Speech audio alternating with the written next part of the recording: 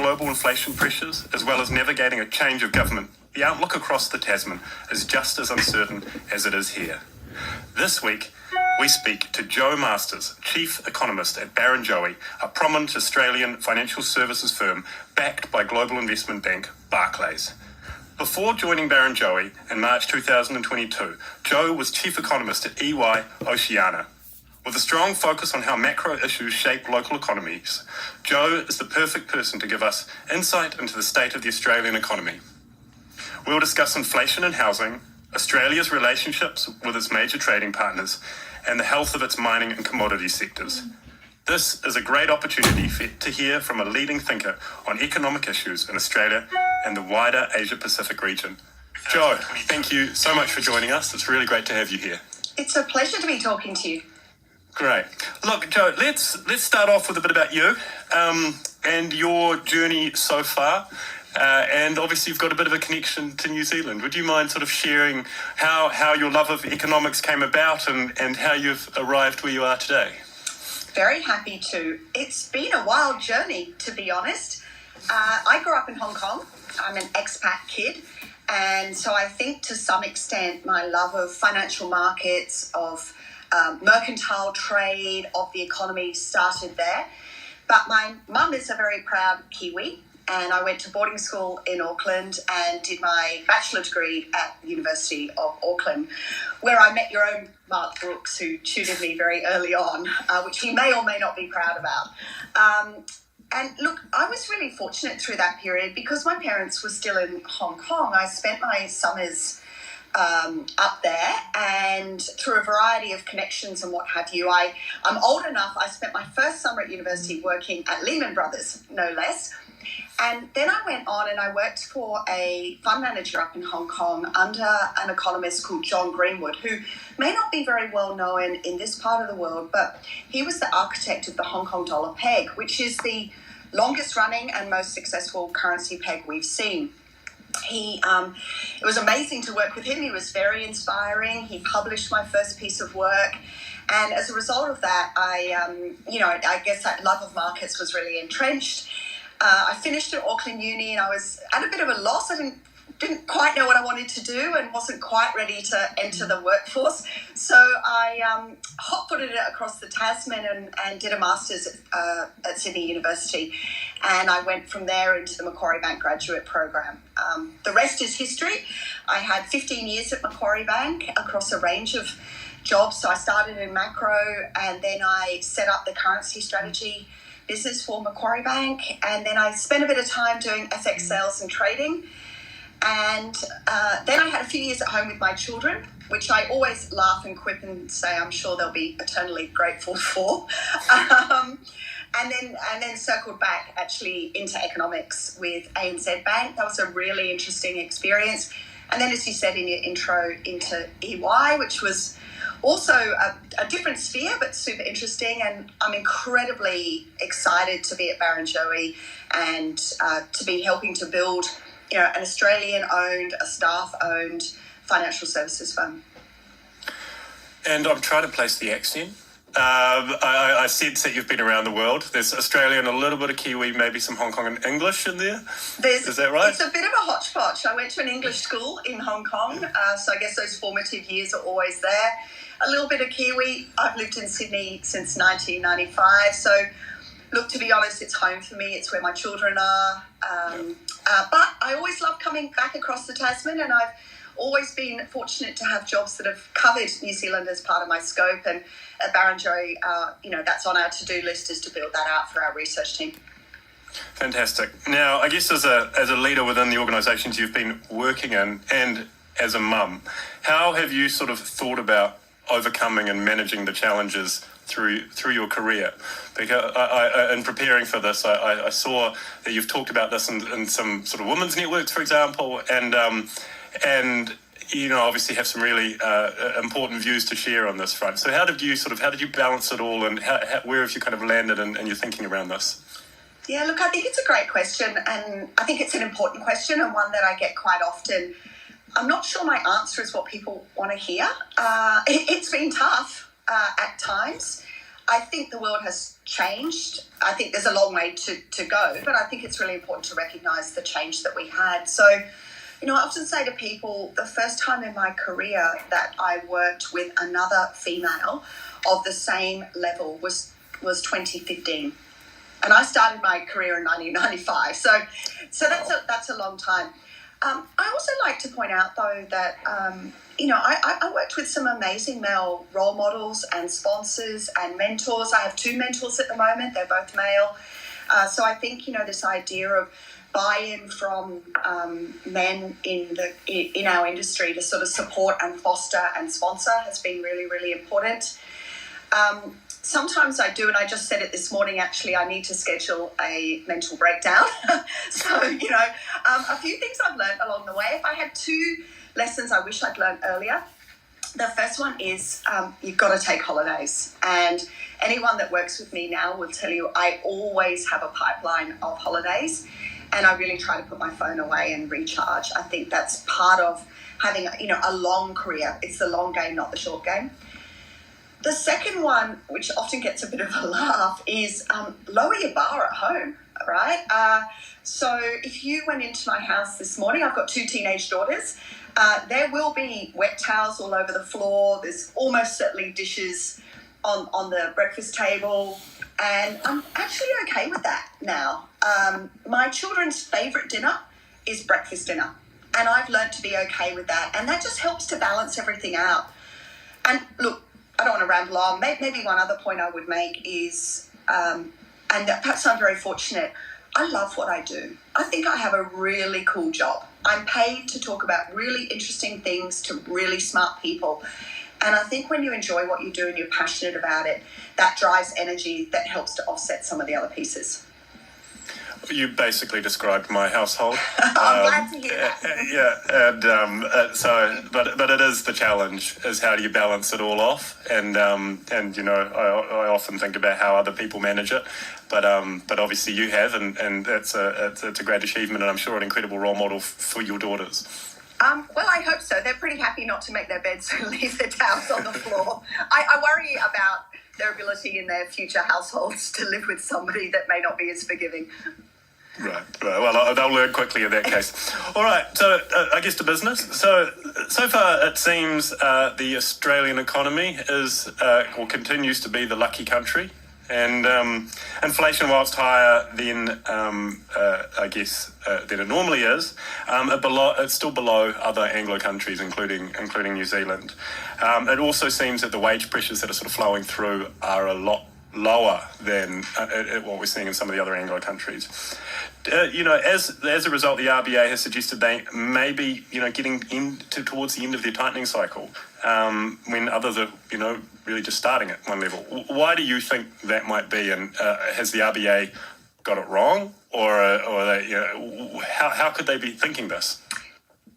So, as you said, what we see in Australia is a pickup in inflation, a gradual pickup in wages. So a similar trend to what we see in New Zealand or the US, for example, but as you noted, much lower levels. Now, there's a variety of reasons for that. So if I compare Australia with the US, for example, we have wages that are running at 2.6, not sort of 5.5. Now, our labour market is also very tight. We have 1 job vacancy for every unemployed person. We're clearly at full employment, but we have quite structural rigidities in our wage setting in Australia. So the Fair Work Commission that sets the minimum and award minimum wage, that resets once a year. Now that influences about 20% of the workforce in Australia, and it influences about a further 20% of the workforce through contracts that are associated with that annual decision. We've also got enterprise bargaining agreements that tend to get renegotiated only every 3 or 4 years. And even in the remainder of the sector, which is more market orientated, typically salaries are increased once a year, either 1 July or 1 January. So we think wages are coming, wage growth is coming, but it's been delayed here. Now, that is beneficial because if you worry about a wage price cycle, I guess the Goldilocks scenario for Australia is that those supply pressures and the energy prices start to peak and come off before wage growth has really taken off. The way that plays out is really through services inflation. That is the piece of inflation that's most associated with wage growth. So we have services inflation that's also running at about a third of what you see in the US. The final difference is if you look at consumption growth in the US and you run a trend from pre-pandemic, consumption growth is above where it would have been without the pandemic shock. So in effect, there's a positive output gap there. When we do the same for Australia, we're not quite there yet. So the actual demand pull inflation piece is not as strong here. Now, New Zealand actually sits somewhere in between Australia and the US. It's got faster wage growth, it's got faster services inflation, it's got higher inflation, but not quite as high as the US. For the RBA, look, the economics tell us that they can move at a slower pace and that they can have a lower terminal rate than we're likely to see in the US or indeed in New Zealand. I guess the question mark I have, and I don't have an answer for this, is in terms of the pressure that comes from financial markets. You can stretch that elastic band and you can stretch it quite far. We had a Fed funds rate in 2019 that was 75 points above Australian cash. But at some point there's a tension there. Now that tension plays out mostly through the currency, I guess. But I just wonder whether we're about to test how far we can stretch that. In terms of views, look, we think the RBA will step down to 25-point moves from here on in. Some of that is a reflection that we have 11 meetings a year. So, that's very, very frequent compared to our global peers. It means we can move at a slower pace. We have a terminal cash rate of 2.8, so we're below consensus on that. I acknowledge, particularly after US CPI, there's some upside risk to that. But actually our modelling shows that if the RBA followed market pricing, which has a terminal rate of 3.5, you'll push the economy into recession through the latter part of 2023. And I don't think that's something the RBA wants to do. Right. And obviously I guess there's a balancing act of maintaining inflation rate at its target range and maintaining markets and economic stability and employment across the whole system. How do you see that they are focused exclusively, as the Fed's essentially said, that we just want to get inflation under, or if they're continuing to take a broader view? I think they're taking a broader view. The RBA is an inflation targeting central bank. There's no question about that. But when you look at the RBA Act that's been in place for many decades, it expresses, there's three goals basically. Price stability, which is the inflation target, full employment, and I think we've seen increased focus on that, and also the welfare of Australians, which is a pretty broad comment and encapsulates financial stability and other issues. When the governor spoke at the Anika Foundation, which is always a keynote speech, he did talk about, obviously, the inflation target, but he talked about the importance of full employment, of trying to hold, a strong labour market. We know how important that is for the household sector. And I guess when you look at the RBA's own forecasts, they have core inflation back within the band, at the end of 2023, which is within their mandate. They have a flexible inflation target. It's 2 to 3% over time. Now, under the previous governor, it was 2 to 3% over the business cycle. Now it's over time. So that's a pretty broad statement. But I think if they've got inflation back in the band in their forecast profile, they can afford to focus on full employment a bit more than perhaps you're seeing from the Fed. Which they've achieved, really. So yes. They certainly have. So I guess that gives them some flexibility to push up as well. When you're thinking about the economy as a whole, what metrics do you focus on, and why? And I guess if you were to choose one that others aren't focused on, what would that be? Yeah, I think one of the silver linings that came out of the pandemic was the data that we focus on. So we had a really rapid introduction of a whole range of more real-time data. Now, we saw that globally, right? Everyone's suddenly watching shipping lanes, for example, and restaurant bookings through OpenTable and those sorts of things. And I think that has been really valuable. Here in Australia, the Australian Bureau of Statistics published payroll data which was new, of the single touch payroll number. So that gave us a more frequent, a fortnightly read on payrolls, on employment, but also on wages. And now we're going to introduce a monthly CPI, which is very exciting. One thing I found with these new data sources, though, is it does take us a bit of time to learn how to use them. We need seasonal adjustment factors. We need to understand how they map to more official statistics. There can be a few false leads there, but I think on balance, they're really useful. Look, to pick one is almost impossible. Most Australians would say house prices. It's like Kiwis, we love to I thought you might say that. But if I had to pick one thing I always pay a lot of attention to is the Reserve Bank's own business liaison. So it's not really a data point, but actually from now on, the Reserve Bank will publish more information from their business liaison in their quarterly statement on monetary policy. And just last week, they released a bulletin article outlining that. Their business liaison program is incredibly rich in anecdotes, in real data coming from businesses, and I think it is going to inform economists and policymakers. So the liaison program is they go out to businesses, run surveys, aggregate the data and provide a sort of a holistic view. Is that what the intention is? That's exactly right. And they'll make comments, for example, so they've always reported on it in the Statement of Monetary Policy, but not comprehensively. So, for example, in the last Statement on Monetary Policy, there was a comment there. Business liaison was telling them that the average time to complete residential construction had blown out by 3 months because of inability to get staff, because of delays in the shipment of inputs. That sort of information is really important, and it's really hard for any individual economist to get that, just given the breadth of the RBA's own survey. Yeah, and I guess if it's data points that they're hearing anecdotally but aren't built into the broader system, then it's particularly useful information. That's right. You're capturing what the official statistics can't. Yeah, words, eh? They're great. Indeed. You have previously spoken about making economics and economic thinking sort of more accessible to people at large, and that you view it as quite important that people wrap their head around it. And I guess financial literacy is part of that, but it's more the economic way of interpreting the world. Why do you advocate for that so much? Obviously, you're an economist and talking your book, but there's no doubt something deeper than that. Absolutely.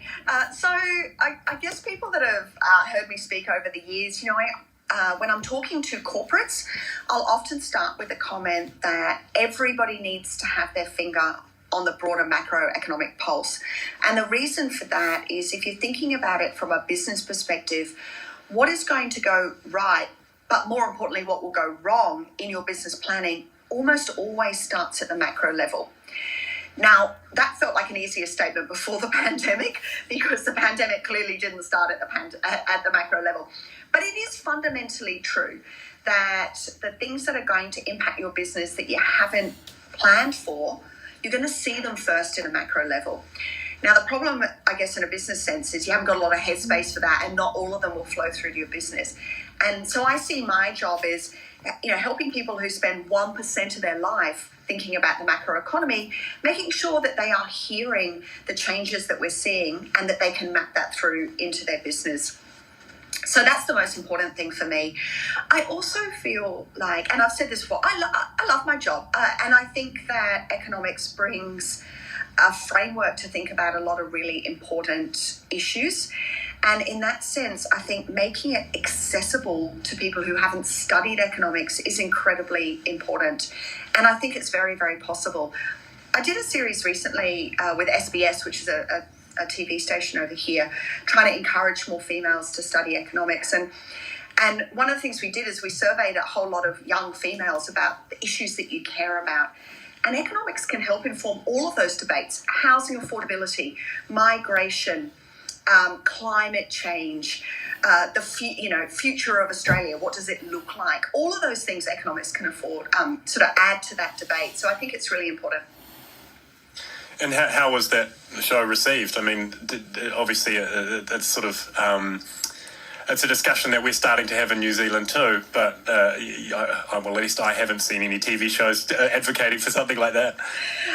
Well, I'll start by saying neither of my children are studying economics, so on a personal level, not super well. But look, the Reserve Bank here has actually undertaken a series of surveys and research, really deep dive, credible work into quite what's happening. So we've seen enrolments in economics across males and females decline, which is partly the rise of commerce and business degrees. But the decline has been most clear amongst females. And, there's been lots of findings, but I guess the one that's most disappointing perhaps is that the issues that girls care about are actually really relevant in the economic sphere.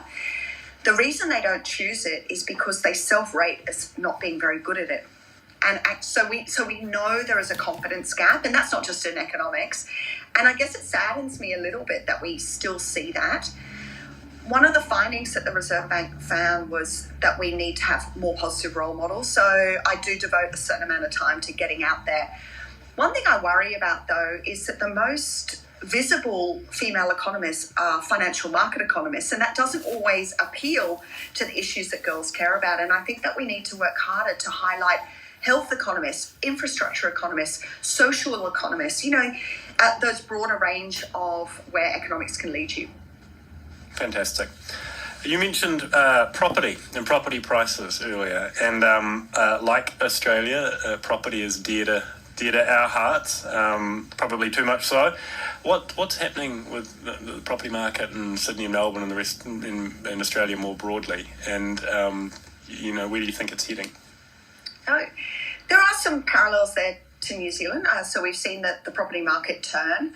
And I find it really interesting. House prices were falling before the Reserve Bank even started to raise rates. So that is unusual in this cycle. So house prices are falling. They're falling quite rapidly now, particularly in Sydney, which is a more leveraged market. So they started to fall because fixed rate mortgage rates went up. So that sort of started the turn. And now obviously we've got variable rate mortgages. So in the more leveraged market of Sydney, we've got house prices that are actually already, they started falling in January. January to August is already the fourth largest decline on record. Now, across the nation, they're now falling in pretty much every capital city. So we're seeing other cities come in behind. Melbourne has got the second largest fall. We're now seeing sort of Brisbane and Perth and Adelaide start to fall as well. Look, we think there's further to go. Our forecasts have the largest and longest house price correction on record for national house prices, which sounds really scary. We've got national house prices falling peak to trough of 16%, but 25% for Sydney. So that sounds really scary, but that actually takes the level of house prices back to sort of 2020 levels. So for those that have been in the market for a long time, this is going to be okay. But there is going to be pressure, particularly for first home buyers who bought at the peak of the market. They struggled, they borrowed, they pleaded, they asked mum and dad, they got in, they locked in at low rates. But we've got 40% of our mortgage book at the moment is fixed, and 3/4 of that will roll off next year at sharply higher interest rates. And that's the part of the markets that's really going to feel the pinch. Yeah, and I guess it has broader, consumer spending implications and obviously solvency implications if rates are meaningfully higher. Sydney being leveraged, is the reason for that because the prices are just so high, or is it more that the nature of the mortgages that people are, and borrowing is different? It's largely just higher prices. But also, I guess, when we look at the composition of the labour force in Sydney, it's a relatively higher earning labour force. So more borrowing capacity and more ability to leverage up. But it's basically a function of house prices. And actually, one of the interesting things we've seen when we look at the median house price, it's higher in Sydney by a material margin than any other city. But now, it used to be followed by Melbourne and then Brisbane. But now Brisbane prices, the median price is about the same as Melbourne. And that's been a reflection of the fact that the Queensland economy has been quite strong. There's been job opportunities. And also after the very lengthy lockdown during COVID in Melbourne, a lot of Melbourneites have moved. They've migrated north where they could buy a cheaper house and still get a job or keep their job and work in a different city. And so we're now seeing this sort of population flow drive some shifting in the median prices there. Okay, amazing. Are you seeing, like in New Zealand at the moment, we've got very large numbers of properties are being developed, is starts are at record levels. Is that being seen still in Australia? So the level of residential construction is high, but the pipeline is weakening very, very rapidly. Right. Now, what's been interesting is more recently, because of the wet weather that we've had, and also COVID and influenza-related absenteeism and difficulty of getting inputs, some of those construction projects are being delayed. So that means residential construction will stay quite elevated for another couple of quarters. But in terms of building approvals, I mean, I don't like to use the word collapse, but they are weakening very, very rapidly. And we have quite a weak dwelling investment cycle through 23-24 in our forecasts. Oh, okay. Foreign exchange tells us a lot about the strength of economies generally and how they relate between countries. And you used to be an FX strategist in a former life. Can you talk a little bit about how you're seeing that, the developments between, say, the yuan, the yen, the US dollar and the Australian dollar? What is that telling us about their economies? Is there something that those trades is seen by the market but it hasn't flown through into sort of popular culture? Is that why, given the large moves that have been seen? Yeah, they're large and they're extreme, and I can't decide whether I'm missing FX markets in this environment or I'm relieved not to be dealing with it, to be honest. And it's a brutal market to work in, right? Because it's open 24/7. Look, what we're really seeing in a really big picture sense is just this prevailing US dollar strength. And that's a combination of what we're seeing on interest rates in the Fed, but it's also heightened geopolitical risk. And at the end of the day, the US dollar is still showing itself to be the reserve currency of choice. Now, that's probably been helped a little bit by the fact that the centre of the crisis is really in Europe. And so that would have been your sort of second choice go-to if you think about whether that's the euro increasing its dominance in that role or the Swiss franc. But, when you look at continental Europe and indeed the UK heading into winter, it's a pretty confronting economic picture and a very complex one for policymakers to manage. So I think that's reinforcing this US dollar strength. And then at the same time, of course, we've got China still largely in lockdown, which is slowing production and consumption, question marks about how they move forward through that. And as you said, we've got, Chinese and Japanese authorities intervening in markets to try and sort of support those things. And look, this is going to play out. A strong US dollar does reverberate around the world, particularly when we think about the amount of US dollar denominated debt held in emerging markets. So, there will be pressures coming. It's pretty hard to see how that turns around anytime soon. Look, one of the things I'm finding with our Australian client base is the number of questions that we're fielding around, the Aussie dollar's so weak. Well, when we look year to date, the Aussie dollar's down against the US dollar, but up on a trade-weighted basis. And of course, economics tells us that that's what matters. I recall it was almost a parity not that long ago, maybe a decade, but it's quite far now. Given commodity prices seem to be trucking north, surely that's going to put pressure on the Australian dollar as well. Yeah, so look, the Australian dollar's well below where fair value models would tell us it is. Here at Barrenjoey, we're a bit below consensus on commodity prices, so we do have them coming off, but staying, I guess, historically quite elevated. We've also got, as we've discussed, an RBA that's trailing behind other central banks, so we're not quite getting the interest rate kicker that the Aussie dollar usually gets. The other interesting thing we've got at the moment is, unusually, Australia's a current account surplus economy at the moment, which means that we're not having to suck in capital all the time, and that obviously has an FX implication. I think forecasting FX is really hard at the best of times, but we've got all these sort of competing factors happening, and it's pretty messy out there and it's pretty volatile. But when we look over a long period of time, the Australian dollar can spend quite extended periods bumping around in a 5 cent range, and that's sort of what we're seeing at the moment.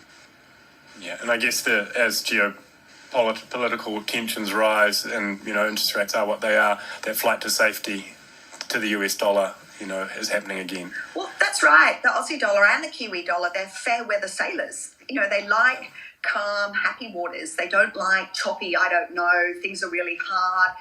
And, you mentioned the word geopolitics. I feel like through the pandemic, as an economist, suddenly everyone thought the economist had the health answer. It's like, where's the economy going? Well, you tell me where the health crisis is going, and I'll tell you where the economy is going. Now it's like economists have to be geostrategists.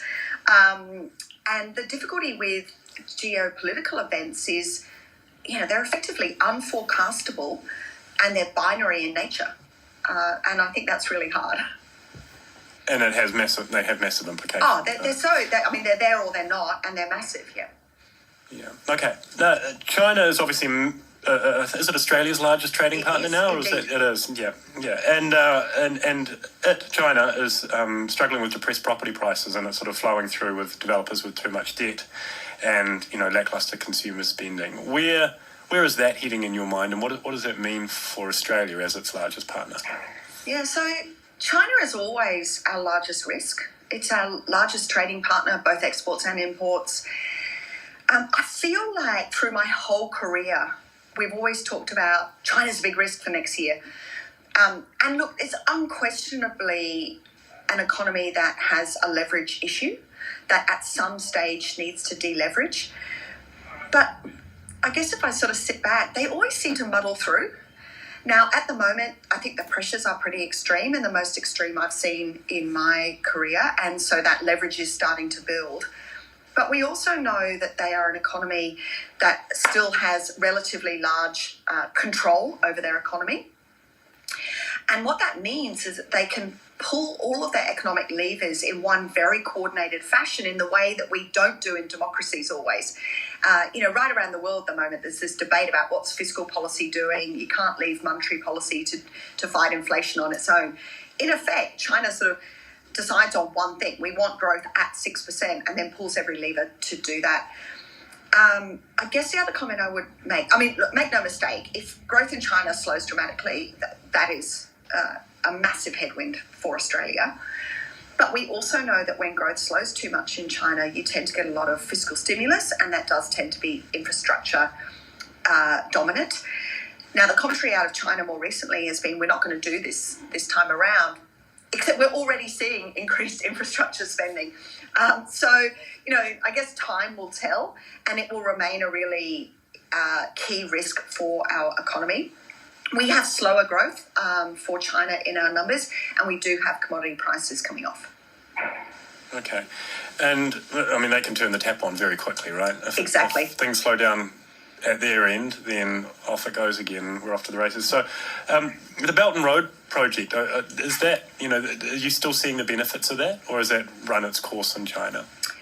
I guess when you think about contribution to growth, it's not really the level of activity that matters, it's the change in activity.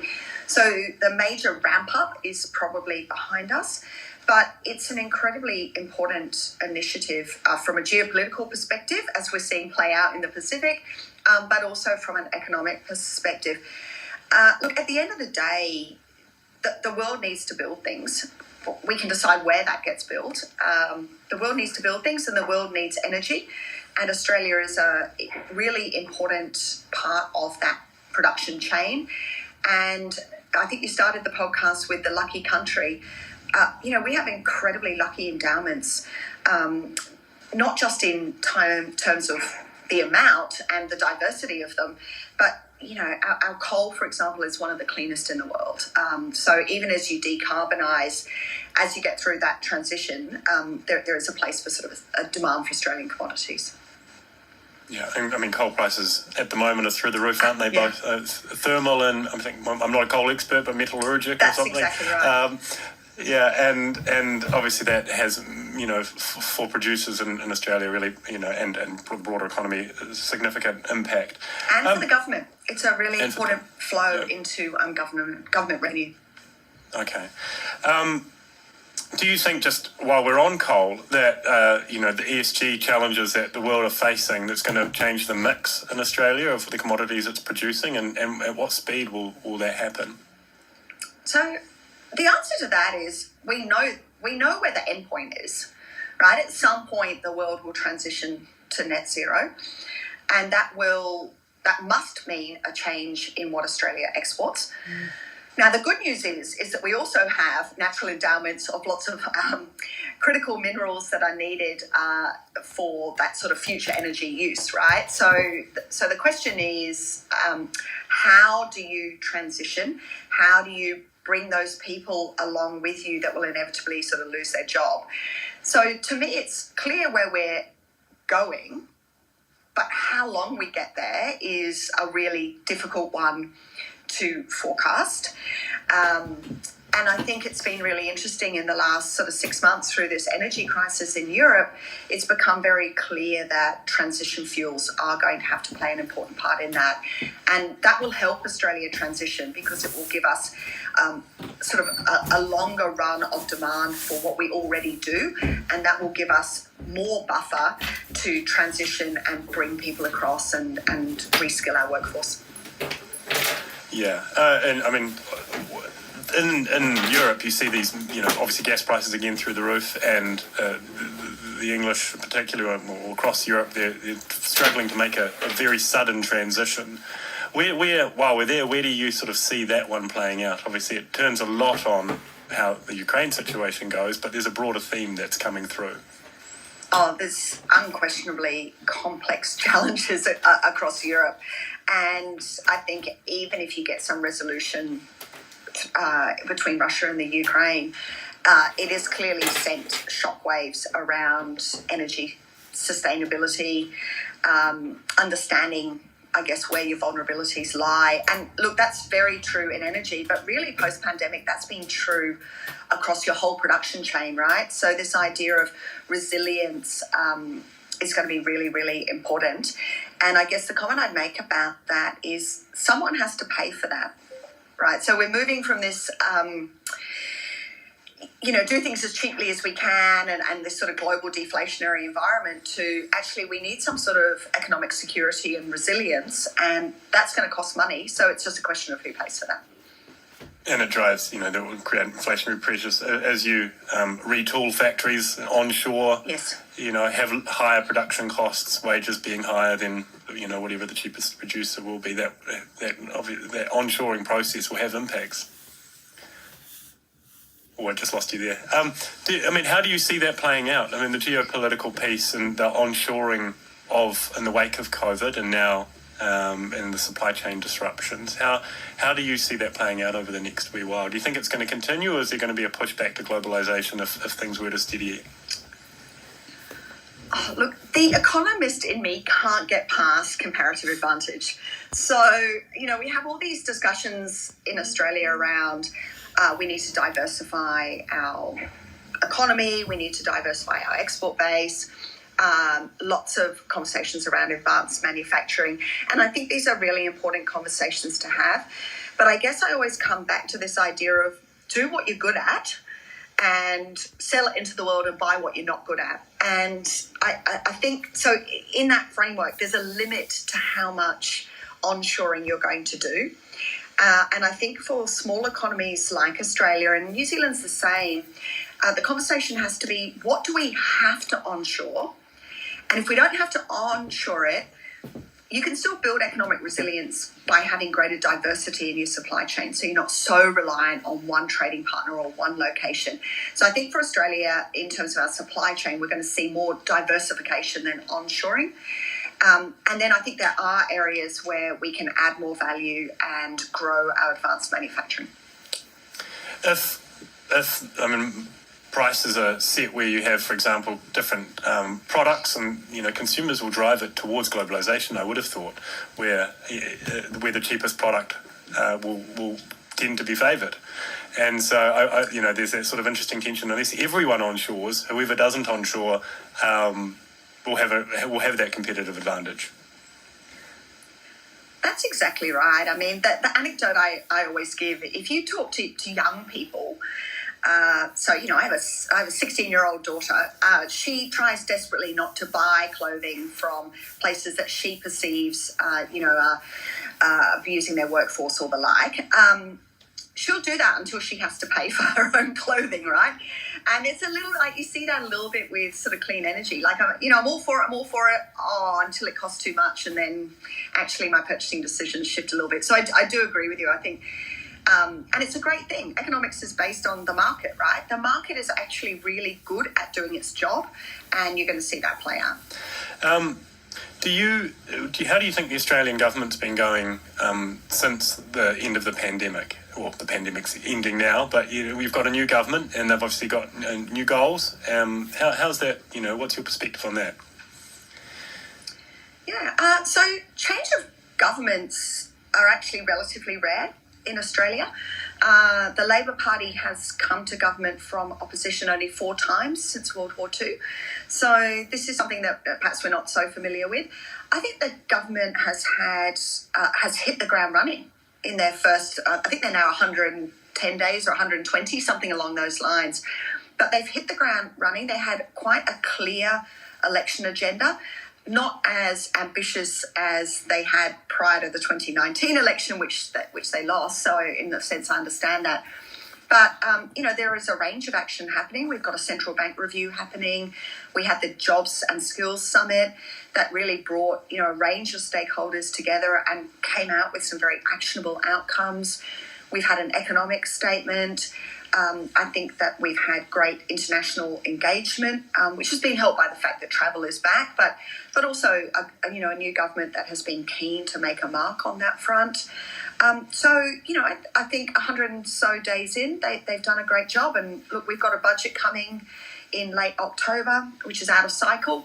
That will embed their election promises around childcare, around aged care, domestic violence leave. They passed the climate change bill. It's all systems go at the moment. And I think most people are seeing action to date very favourably.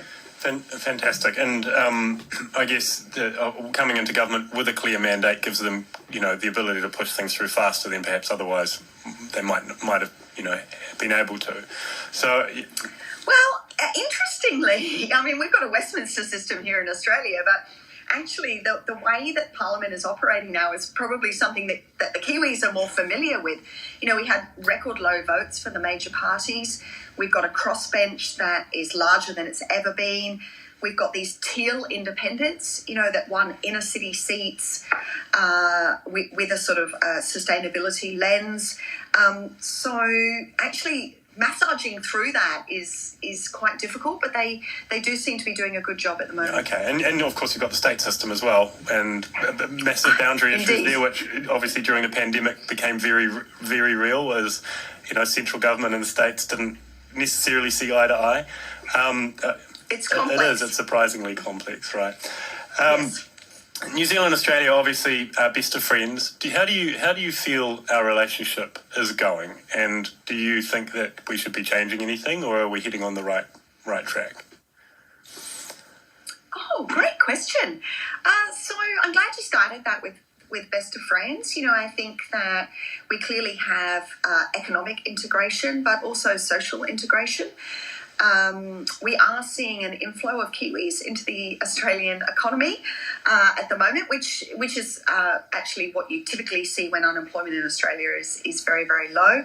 And we have seen at times when our labour market is really tight that New Zealand's provided a bit of a sort of valve there.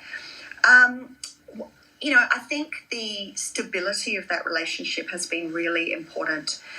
So ensuring that we've got the flow of people, whether that's tourists, whether that's short-term or whether that's long-term migration in either way, and the support that we wrap around Kiwis in Australia and Australians in New Zealand, I think has really enabled that, and I think it's been beneficial for both countries.